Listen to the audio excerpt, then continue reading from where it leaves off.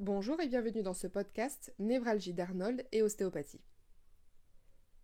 La névralgie d'Arnold ou arnodalgie, ou névralgie du nerf grand occipital, est une atteinte d'un nerf périphérique qui émerge des premières vertèbres cervicales. Définition et symptômes. La névralgie d'Arnold se caractérise par des douleurs vives, localisées, irradiantes et souvent unilatérales au niveau du cou et de la tête. Le nerf atteint est le nerf d'Arnold ou nerf grand occipital, qui a sa racine en C2. La douleur est le symptôme le plus fréquent. Elle prend son origine à la base du crâne et irradie à l'arrière de la tête jusqu'à son sommet.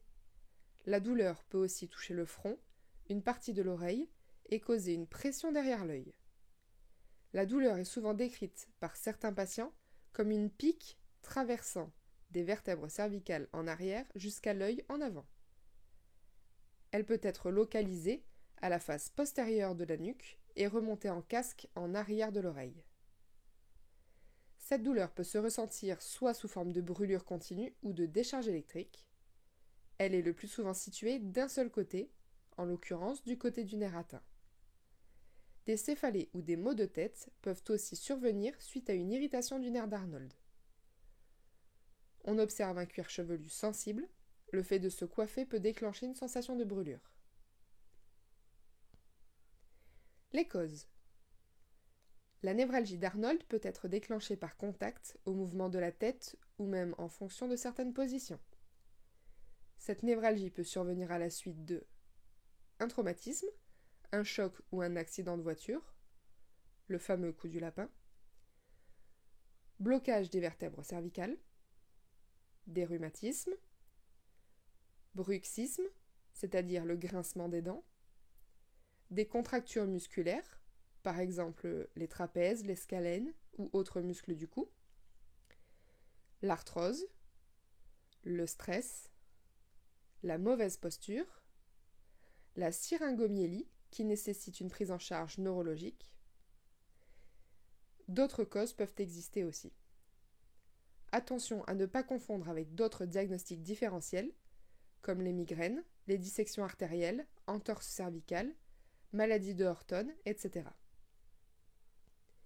L'ostéopathie et la névralgie d'Arnold. Il est à noter que l'ostéopathie est très efficace sur cette pathologie.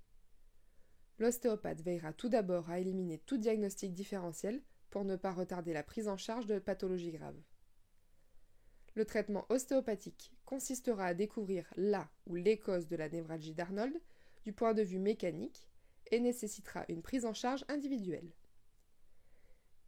Les zones qui pourront être traitées en ostéopathie sont les vertèbres cervicales, les muscles de la région cervicale et dorsale, la mâchoire, le rachis et le bassin dans son ensemble pour les causes posturales, et d'autres structures aussi.